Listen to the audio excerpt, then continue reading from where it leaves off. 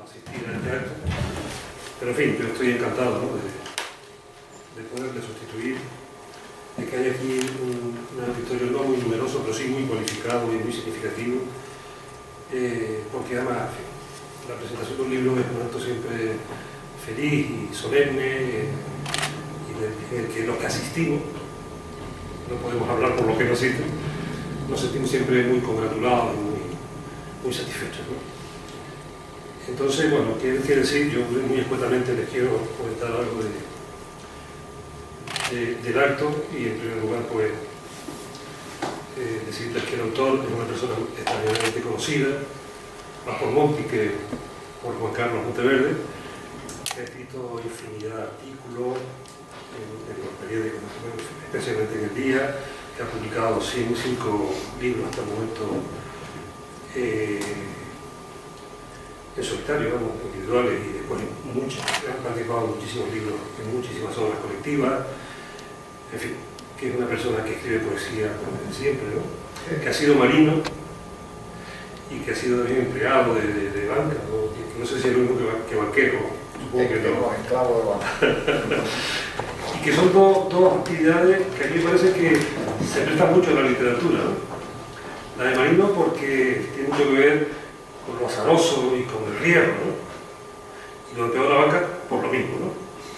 Por las mismas razones, ¿no? De manera, y además porque sí, son actividades buenas porque se está en contacto con lo más natural, lo más azaroso, efectivamente. Y la otra, pues está muy en contacto con las personas, ¿no?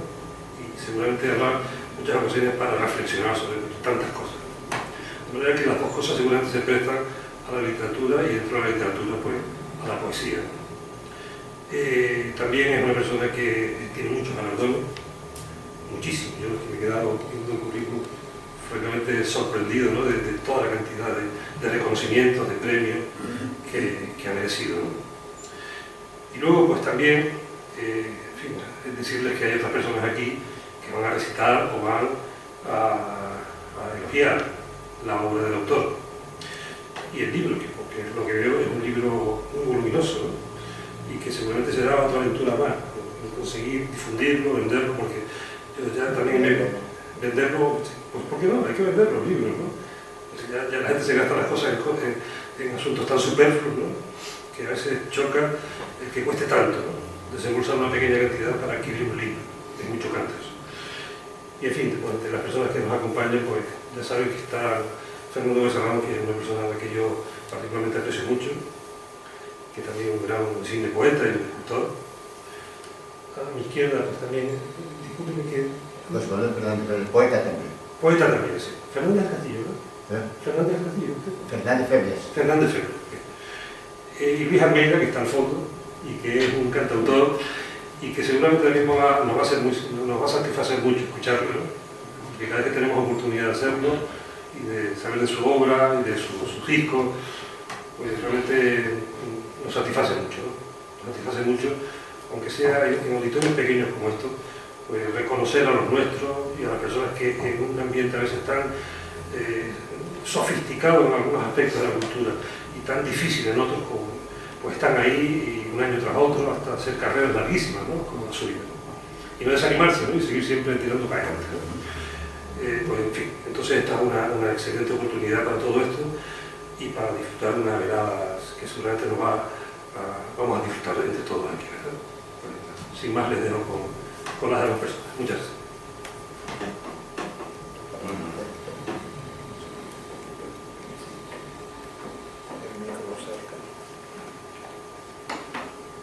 Buenas noches, buenas tardes, noches, frías y laguneras, más frías que nunca y más laguneras que nunca y más húmedas.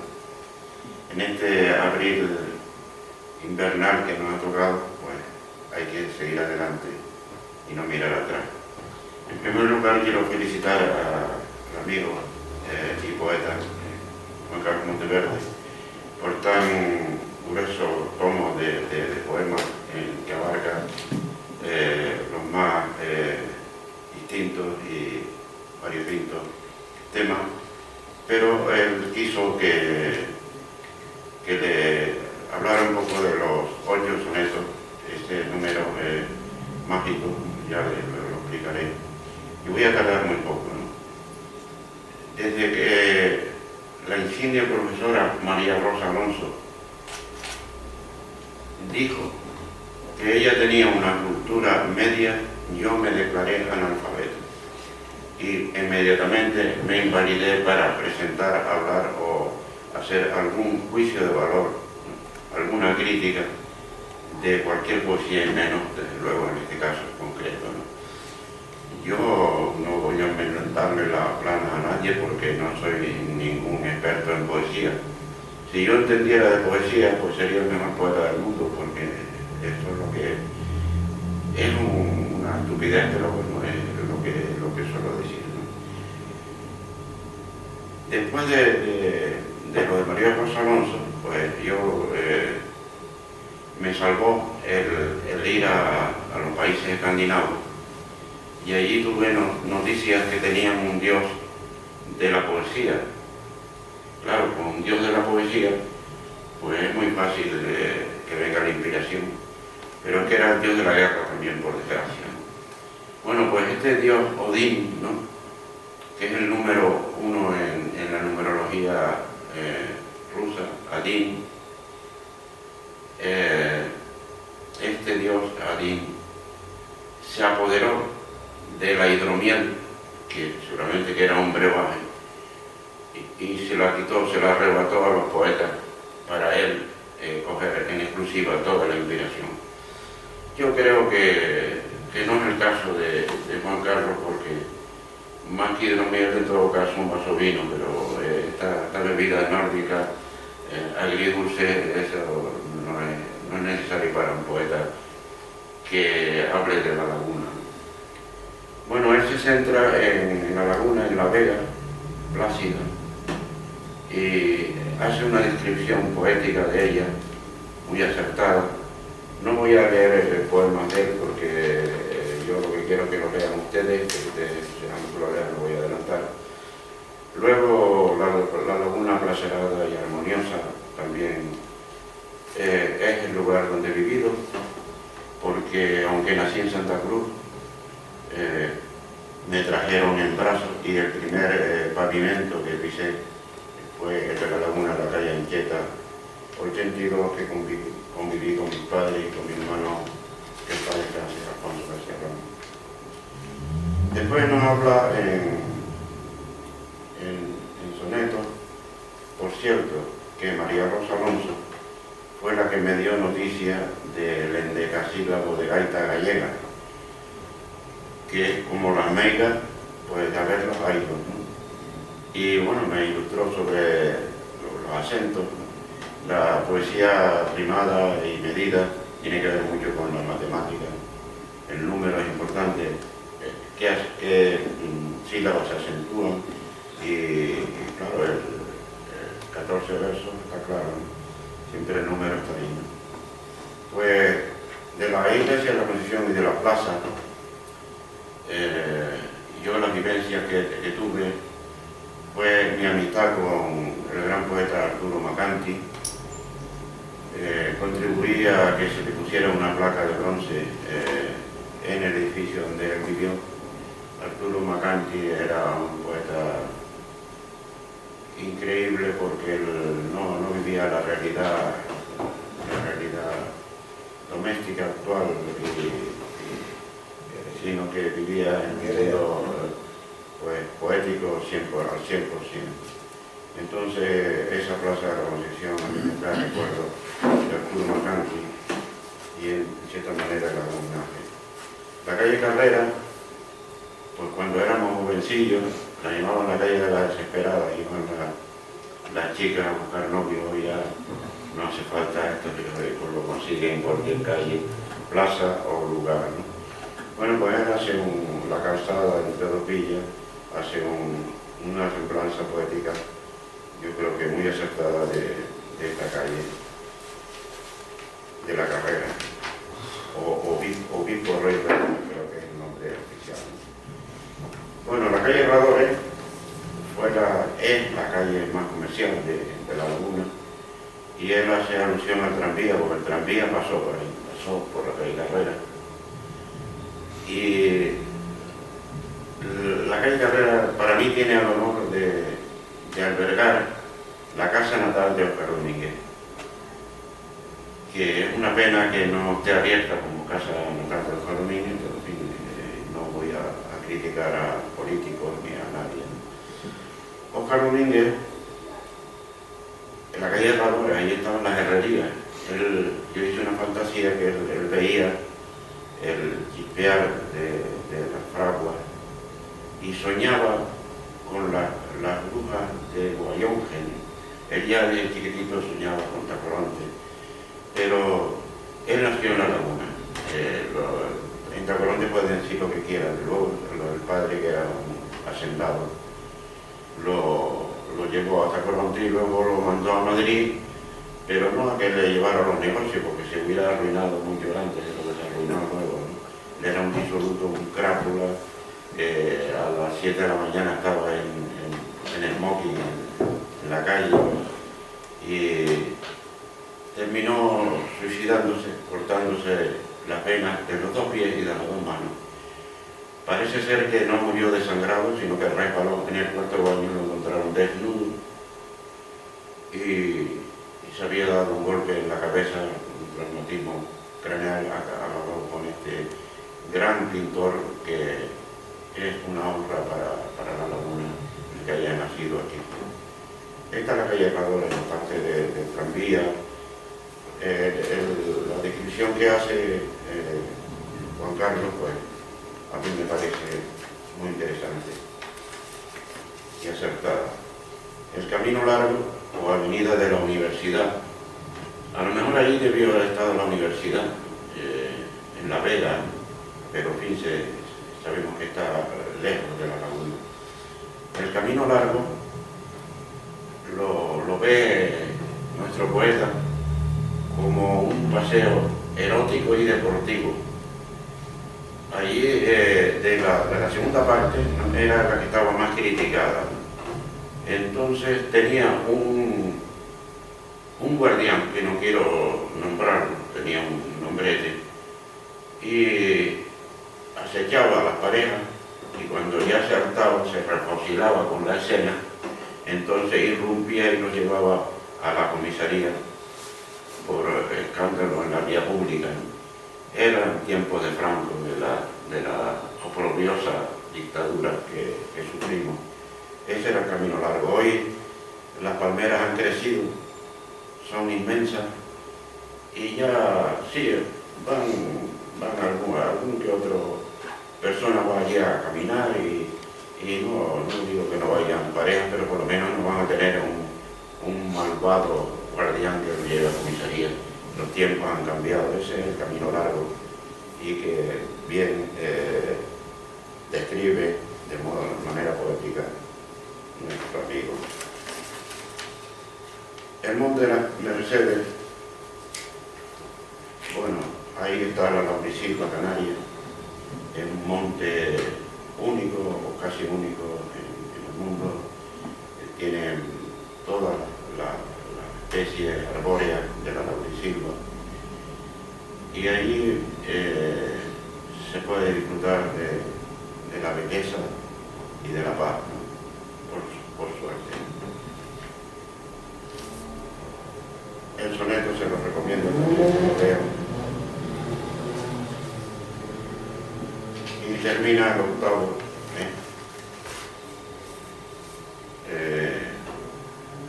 El número 8 es un número cabalístico y curioso, porque el rey Odín, el dios Odín que yo nombré, dicen que tenía un caballo octópodo.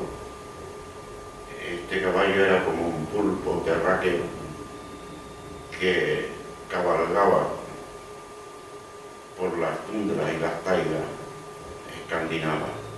Y también Juan Carlos, pues, cabalga o encabalga los versos de una manera magistral. Punta Hidalgo, a la cual le he dedicado algunos poemas, y donde viví en mi niñez, y de la cual tengo un recuerdo. No había apartamentos no había sino una casa particular de alquiler. Y allí tuve la suerte de conocer al viejo Florentín. Eran unos pecadores que se reunían con nosotros y había verdadera amistad con ellos. No sé si me paso, pero quisiera recordar de memoria el viejo Florentín. Tuve hace tiempo un amigo que nunca debió morir. Yo tenía 12 años. Él tenía más de 1000 años de mar y pachorra, noches de magua y candil, noches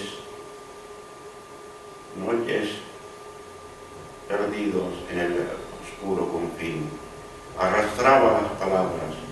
Tenía el deje de allí, un habla que era un encanto para mi asombro infantil. Me enseñó a pescar cabosos con carnada de lombriz, la astucia del peje verde. Gracias a él aprendí. Tuve hace tiempo un amigo que se llamó Florentín. Tuve hace tiempo un amigo que nunca debió morir y yo tenía 12 años. Él tenía más de 1000. Y ahora le quiero dedicar el poema de la laguna, con lo cual termino, no sé si me ha pasado, este lo tengo que leer, ¿no? Porque sé que Juan Carlos es un enamorado como yo de la laguna.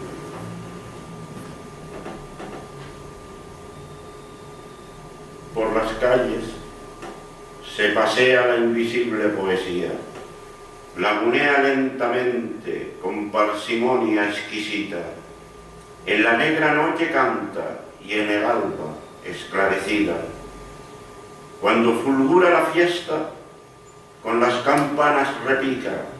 Cuando el rocío se cierne sobre las calles dormidas, ella sigue desvelada y hace guardia en las esquinas. Todos los sitios conoce la invisible poesía y se junta con la gente y comparte su alegría y su tristeza conforta y su gris melancolía. En las añejas tabernas, en excelsa compañía, un vino siempre se toma para brindar por la vida. Lagunea lentamente porque nunca tiene prisa. En la negra noche canta y en el alba esclarecida. Por las calles se pasea la invisible poesía en la laguna del alma para brindar por la vida.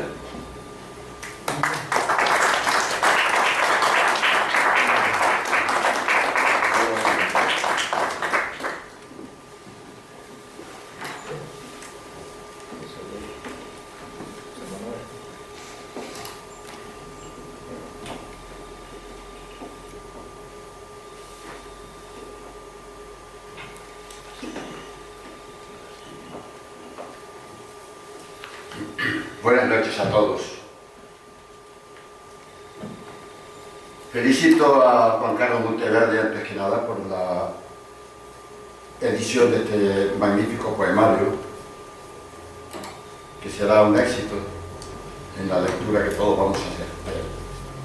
Yo voy a leer el prólogo que escribió José Luis Domènech, versero, poeta y escritor, que por motivos de salud no pudo venir, estar aquí presente.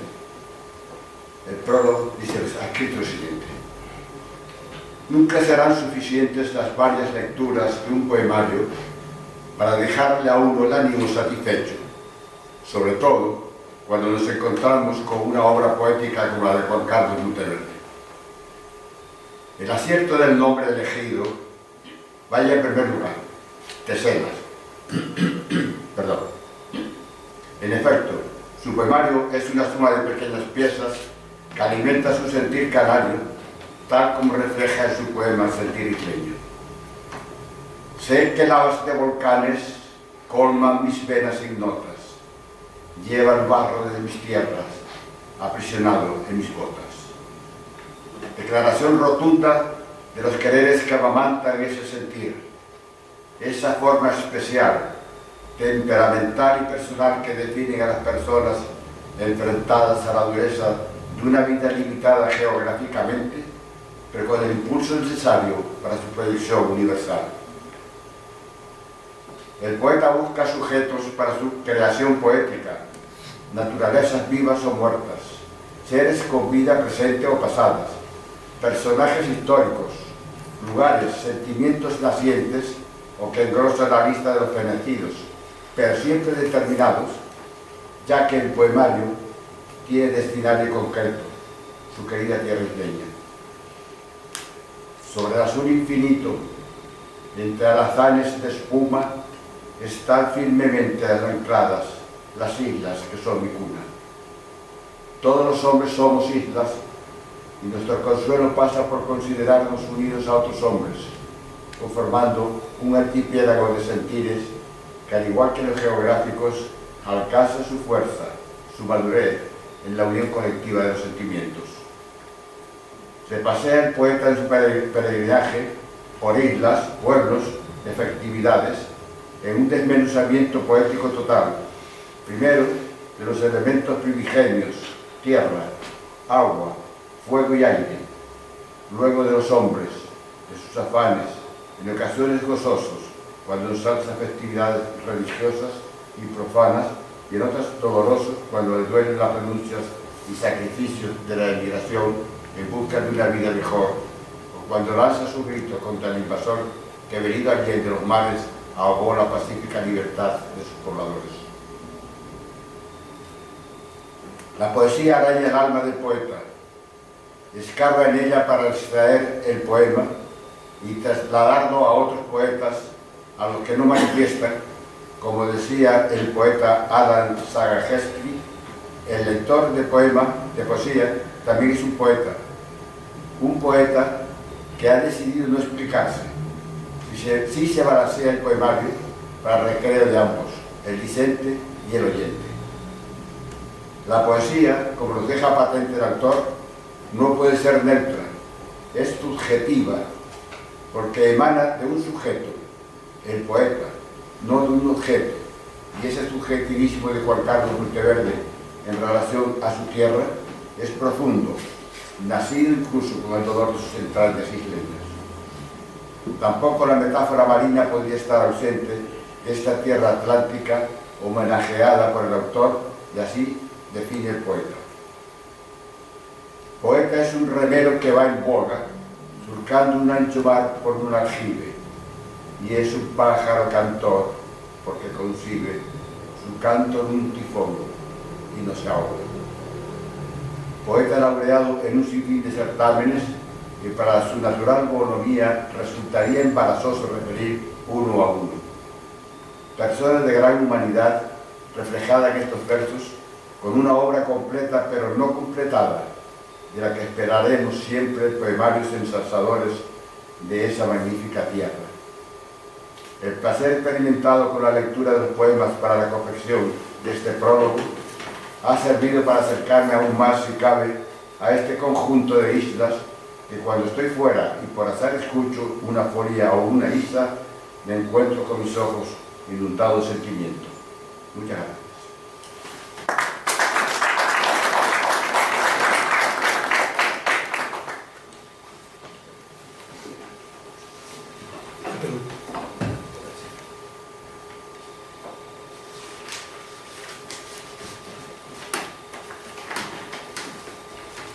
Buenas noches.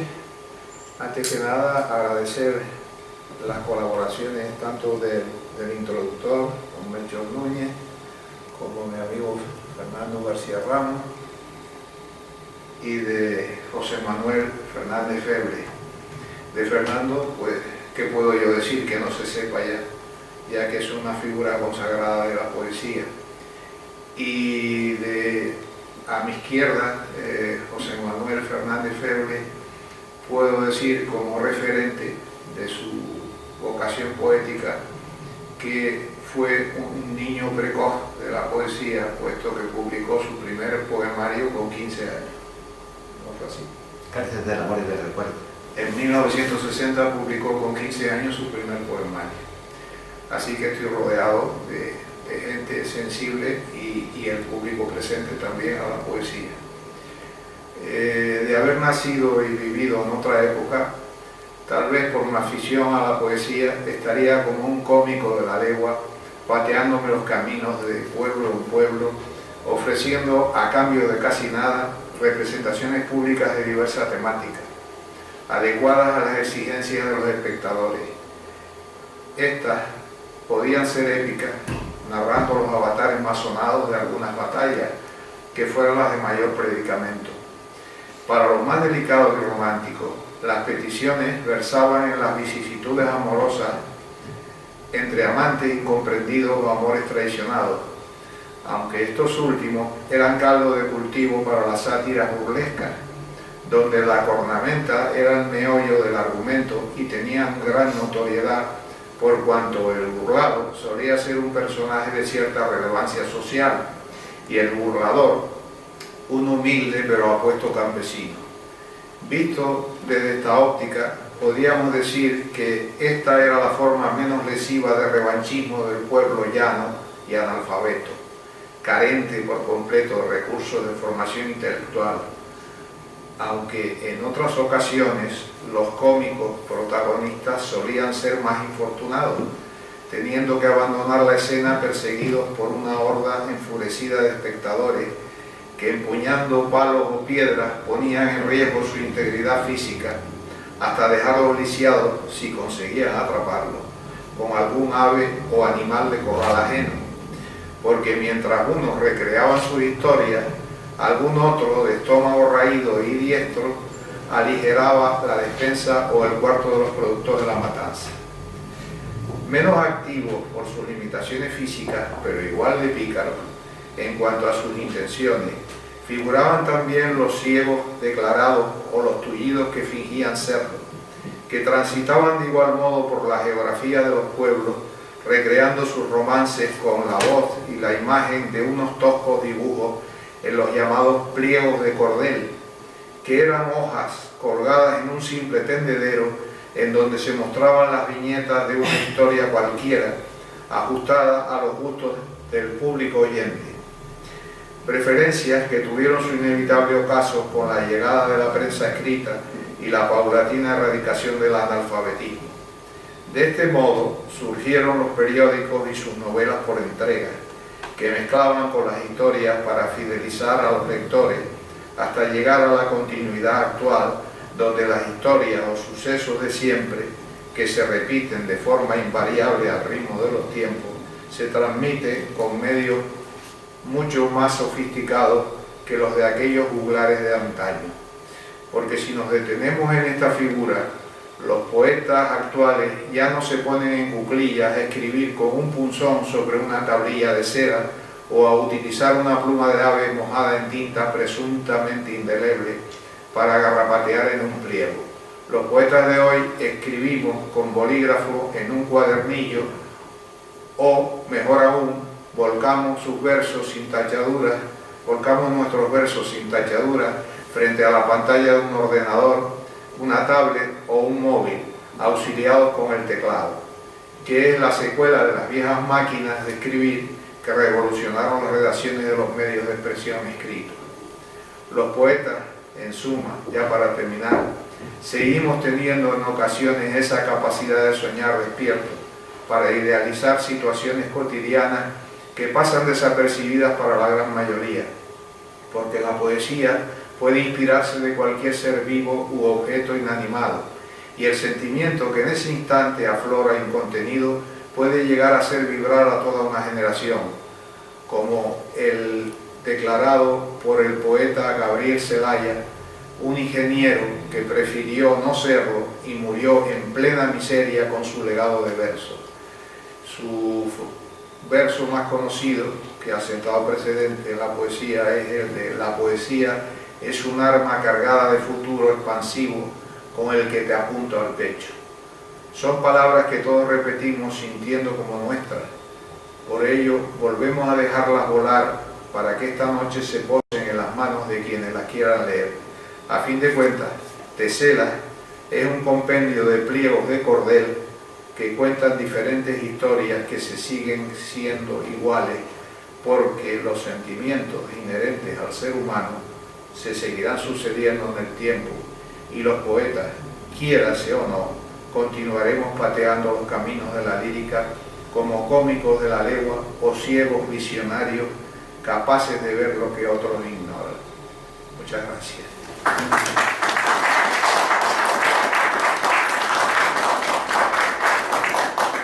Finalmente, si me lo permiten, aunque como estamos casi en familia y saben que yo soy reacio a recitar, soy bastante reacio a recitar, en cierto modo, pues sí estoy obligado a leer, aunque sea un poema corto de ese compendio de poemas. Y este está dedicado, curiosamente, en el prólogo se cita el primer cuarteto, porque se ve que nuestro amigo José Luis Doménech le echó el ojo también al romance, que es un romance, y le gustó, y además da la casualidad de que este romance me lo premiaron en el año 2010 en Tacoronte, en la Alhóndiga de Tacoronte. Y dice así: mi cuna. Sobre el azul infinito entre alazanes de espumas están firmemente ancladas las islas que son mi cuna. Me place gustar salitres sobre lomos de una duna y cruzar los malpaíses de la gial y piedra aguda, o aspirar la laurisilva, caminando en su espesura, escuchando los arpegios de las aves, que se anuncian para amar y ser amadas en la umbría de lujuria que da un cielo de madera con su palio de hermosura. Me complace contemplar las cumbres, cuando la albura recubre al viejo volcán con el don de las alturas, para mutarse en las lágrimas que se enjugan en la hondura de una isla, que contempla los reflejos de la luna en la faz de sus orillas cuando el sol torna en penumbra y se encienden las hogueras cual luciérnagas nocturnas, mientras vuelve el pescador en su barca tras la lucha de mar adentro, agotado con su carga de ventura. También gusto en ascender por el bancal y su ruta de coraje campesino y jornada siempre dura, construyendo los sillares de los granos y las frutas, digno premio de un esfuerzo de constancia y de bravura, que son dones que atesora el isleño en su figura. Es por ello que agradezco si me dan con clara holgura sus manos, que firme aprieto mientras veo como alumbra la mirada que me ofrecen de nobleza franca y ruda. Estas son, y muchas más, las virtudes que perduran en la tierra de mi origen, entre alazanes de espumas, sobre el azul infinito, que también será mi tumba. Muchas gracias. Se llama Rosa de Marfil.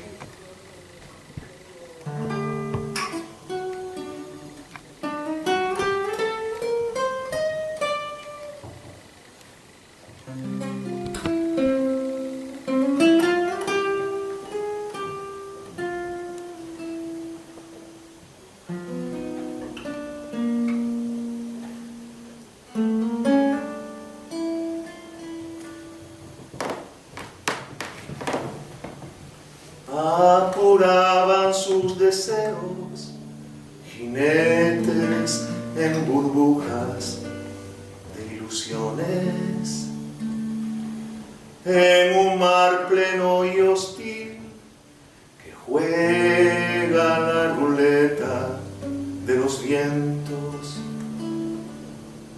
y llevó el nido a cuestas, las sombras vuelan ya despavoridas hacia un nuevo paraíso, siguiendo en su curso a las gaviotas. Sosa de marfil, de marfil.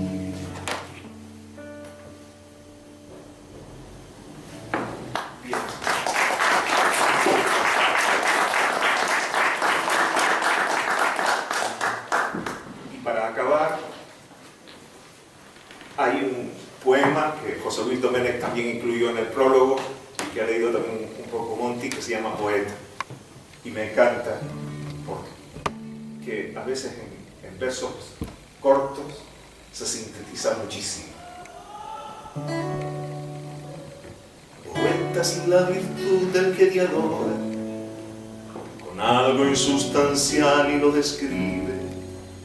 También es quien percibe y bien recibe la imagen que pretende y bien aboga. Poeta es un remero que va en boga, surcando un ancho mar por un aljibe, y es pájaro cantor porque concibe su canto en un tifón y no se ahoga. El poeta, un monólogo a solas, es poeta, y capta lo que otro ignora, es poeta. El que lucha con las olas, poeta es la virtud del que dialoga con algo insustancial y lo describe. También es quien percibe y bien recibe la imagen que pretende y bien aboga. Poeta es un remero que va en boga, buscando un ancho mar por un aljibe, y es pájaro cantor porque concibe su canto en un tifón y no se ahoga.